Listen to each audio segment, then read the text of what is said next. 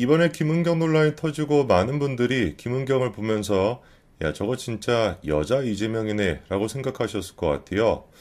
약간 이재명 대표가 짝을 잘못 만난 게 아닐까 싶습니다.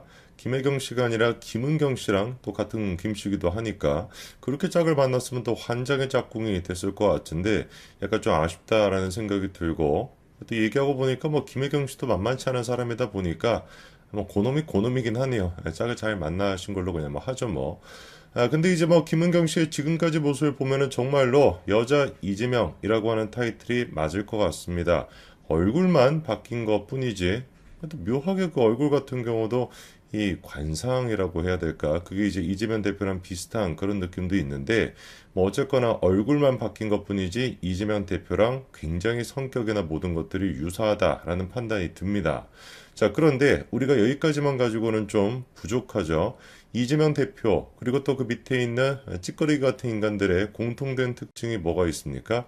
과거를 세탁한다라는 거예요. 이재명 대표 본인 스스로도 마찬가지죠. 아버지가 뭐 몇 사람인지 모르겠어요. 뭐 시시각각으로 그냥 뭐 아버지가 뭐 했다, 뭐 했다, 뭐 했다 계속 해가지고 그냥 뭐 아버지가 뭐 18잡쓴지 그냥 뭐 수십 가지 막 직업을 가지고 있고 매번 그렇게 또 과거가 세탁되지 않습니까? 자기 입맛에 맞춰가지고 과거를 바꿔버리는 것이죠. 이럴 때는 약간 좀 내가 서민 행보를 보여야 유리할 것 같다. 그럼 아버지에 대해서 이렇게 얘기하는 것이고, 이럴 땐 내가 약간 그래도 뭐 가정적으로 괜찮았다라고 할 때는 아버지도 이렇게 바꿔버리고, 뭐 그러니까 이제 그 이재명 대표한테 18잡스다라고 하는 별명이 붙어 있는 거 아니겠습니까? 자, 그러면 이제 좀 궁금증을 해결해 봐야 될 것 같습니다. 진정으로 김은경 씨가 여자 이재명이 되기 위해서 통과해야 되는 관문이 하나가 남아 있다는 것이죠. 김은경의 과거는 도대체 김은경이 어떻게 세탁했을까? 그 얘기를 좀 살펴봐야 될 것 같은데요. 자, 근데 김은경 씨 같은 경우 잘 아시는 것처럼 금감원에서 부원장 직급을 거의 맡았었습니다. 자, 그런데 그때 당시 다음 같은 인터뷰를 한 적이 있네요. 금융소비자 보호 최전방에선 김은경, 그녀의 외곽 뉴 스토리라고 나와 있고요. 그러면서 뭐 쭉 나와 있는데 강성이라는 소리를 자기가 듣는데요. 가치가 뭐 뚜렷한 부분도 있는데 밀당을 잘 못한다. 그럼에도 불구하고 제일 중요한 게 뭐다? 행복이 제일 중요하고 가족도 행복해야 된다. 이렇게 얘기를 하고 있습니다. 자, 약간 벌써부터 조금 소름이 끼치기 시작합니다. 그쵸? 가족이 그렇게 중요하다라고 하는 사람이 가족을 파탄을 내버렸던 혁신위원장이 아니라 민주당 혁신위원장이 아니라 가정파괴범이라고 하는 별명이 붙어 있다라는 거. 요거는 약간 좀 합격점인 것 같습니다. 여자이지만 될 수 있는 합격점인 것 같고요. 자, 그러면서 또 이런 얘기가 나옵니다. 아버지에 대한 얘기가 나오는데요. 중학교 물리 교사였는데 수업 시간에 원전은 쓰레기의 비싼 값을 지불해야 한다라고 말씀을 하셨다가 간첩으로 중앙정보부에 끌려가셨다 이런 얘기를 하는데 약간 이런 걸 보면은 운명이라고 할 수도 있겠네요. 이 김은경 같은 경우는 민주당에 들어가가지고 저렇게나 설쳐되는 게 운명이라고 할 수 있을 것 같습니다. 아버지 때부터 원전에 대해서 선동을 하고 지금의 민주당 또한 마찬가지로 원전에 대해서 선동을 하고 있는데 대를 물려받으면서 국민들한테 선동하고 있다. 이렇게도 우리가 볼 수가 있을 것 같습니다. 자, 그 다음에 또 눈에 띄는 부분이 있는데, 이 김은경 그 혁신위원장이 독일에서 공부하지 않았습니까? 일반적으로 우리가 그 민법 같은 경우는 독일에서 우리가 따왔다라고 이제 알려져 있는데, 독일에 가가지고 공부를 했는데, 이런 얘기가 나와요. 서툰 독일어 실력으로 떠났지만, 7년 정도 걸리는 박사학위를 3년 만에 받았다라고 얘기하는데, 독일에서 유학하시는 분들은 아시겠지만 물론 뭐 미국도 당연히 힘들고 뭐 말할 수 없을 정도 힘들고 그 영국도 힘들고 다 힘듭니다만 독일 같은 경우는 논문 같은 걸 쓸 때 영어가 아니라 또 독일어로 써야 되거든요. 그러다 보니까 어학이 조금 독일어에 익숙하지 않은 사람은 굉장히 시간이 오래 걸릴 수밖에 없습니다. 그리고 최소한 그 영어를 배우는 거랑 독일어를 배우는 걸 생각해 봤을 때 영어야 우리가 뭐 어렸을 때부터 많이 접하기도 하고 옛날에도 그랬고 독어 같은 경우는 제2외국어가 아니겠습니까? 그래서 한국어 입장에서는 독일어 박사학위를 따는 게 훨씬 더 힘들다. 뭐 철학적인 그런 것도 많고 그런데 놀랍게도 김은경 같은 경우는 일반적으로 7년이 걸리는 이 박사학위를 3년 만에 끝냈다라는 것인데 그럼 수재일까? 정말로 이 머리가 탁월한 사람일까라는 질문이 들지 않습니까? 눈에 띄는 게 한 가지가 있어요. 일단 1984년도에 무아여자고등학교에 입학했다라고 합니다. 그러면 저기 이제 졸업이 아니라 입학 날짜잖아요. 그러면 이제 84, 5, 6. 한 86년도쯤에 이제 졸업을 하게 될 것이고, 그냥 뭐 고등학교 졸업하고 바로 대학교 입학한다, 입시 준비해가지고 라고 한다면 저 지금 연도로 봤었을 때는 김은경 혁신위원장이 삼수를 했다라는 결론이 나오는데, 모르겠습니다. 석사도 아니고 학사를 들어가는데 삼수를 한 사람이 독일 박사학위를 3년 만에 끝났다라는 것도 약간 좀 고개가 갸우뚱해지는 부분이긴 하네요. 어쨌거나 뭐 이렇게 얘기합니다. 죽기자교를 자기가 열심히 했다라는 것이죠. 근데 뭐 독일어도 잘 못했는데 어학원까지도 다녀야 되고, 그리고 또 독일어 공부도 당연히 해야 되는 것이고, 아르바이트까지도 해야 되는데, 아르바이트에서 번 돈 중에 일부는 형편이 어려워졌던 시댁에까지 또 돈을 보내줬고요. 그리고 또 그 당시 상황이 얼마나 힘들었냐, 같이 공부했던 한국 학생들 중에서는 굶어 죽는 사람들까지도 있었다라는 얘기를 하고 있습니다. 물론 뭐 저는 그때 당시에 독일에 뭐 박사학위를 안 떠났기 때문에 정확한 그거는 모르겠습니다만, 영상을 보시는 분들 중에는 또 그런 맥락을 아실 테니까 90년대 한국의 상황이 유학을 가가지고 막 굶어 죽고 뭐 이 정도 상황이었는데, 저는 그게 좀 상상이 잘 안 되는데, 어쨌거나 김은경 같은 거 지금 하는 얘기가 95년도부터 98년도 그때죠. 그때 당시 이제 자기가 독일에 유학 갔을 때 너무 막 힘들어가지고 굶어 죽는 한국 사람들까지도 있었다라는 거예요. 근데 그런 와중에 자기가 열심히 공부도 했고 열심히 일까지도 했고 심지어는 뭐까지도 했다, 시댁에 돈까지도 보내줬다라는 것인데, 일단 그거에 대해서 신우이는 정반대 얘기를 했었습니다. 뭐라고 했습니까?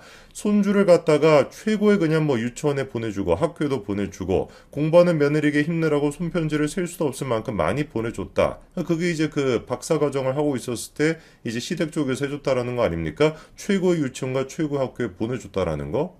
가정 형편이 어려워졌 다라는 거와는 조금 상반되는 얘기죠, 그렇죠? 오히려 지금 뭐 시댁 쪽에서 같은 경우는 손자들을 위해서 애를 많이 쏟았다라는 것이고, 그리고 이 부분은 김은경 씨의 그 아들이 공개했던 편지를 통해서도 확인이 됐습니다.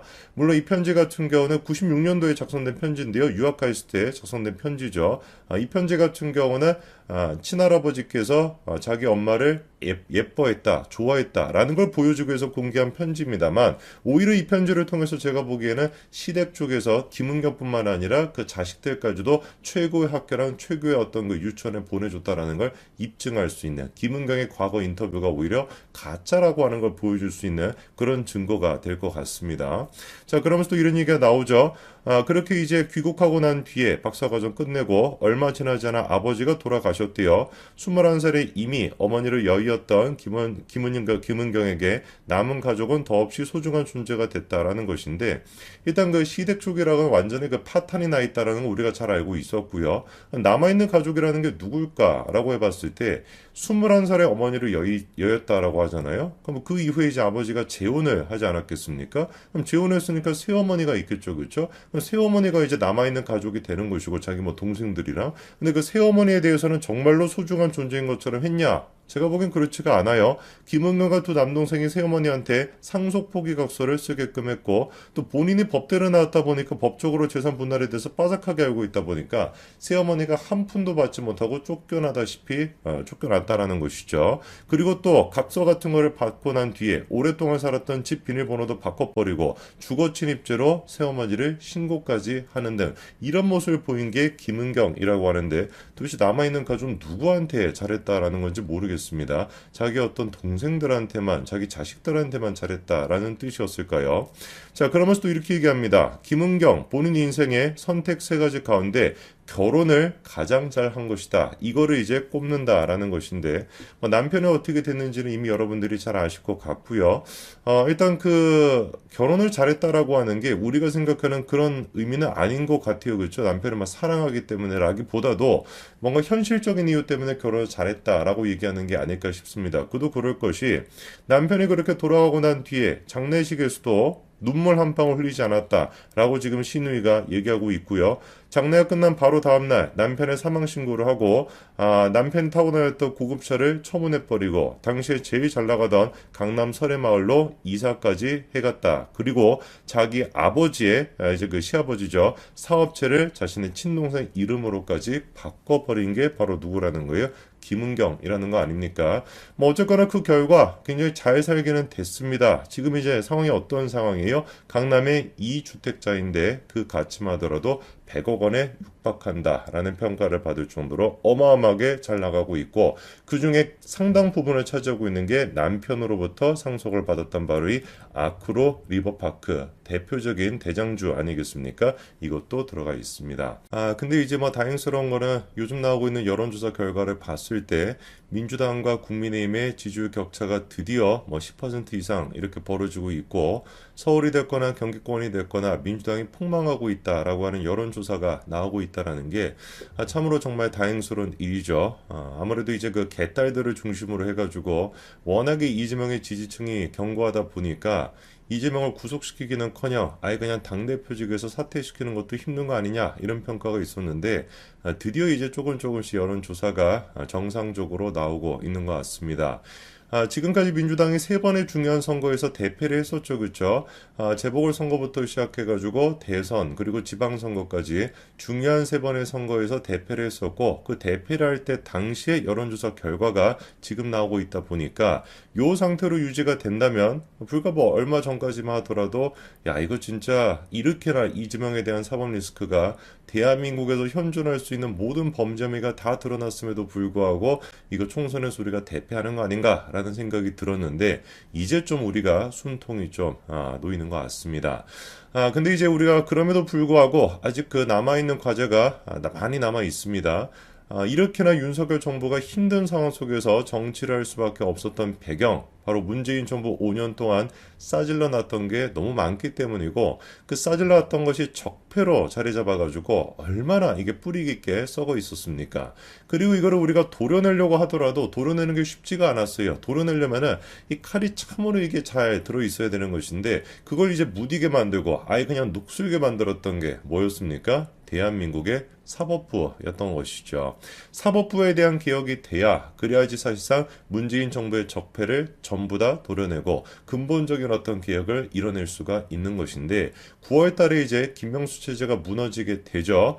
그 전까지 남아 있었던 모든 적폐들도 9월 달부터 시작해가지고 우리가 전부 다 도려내야 될 겁니다. 오늘 제가 영상을 통해서 말씀드리고자 하는 것도 사실상 대한민국 사법부가 얼마나 썩었는지를 보여줄 수 있는 대표적인 케이스다라고 말씀드릴 수 있을 것 같은데요.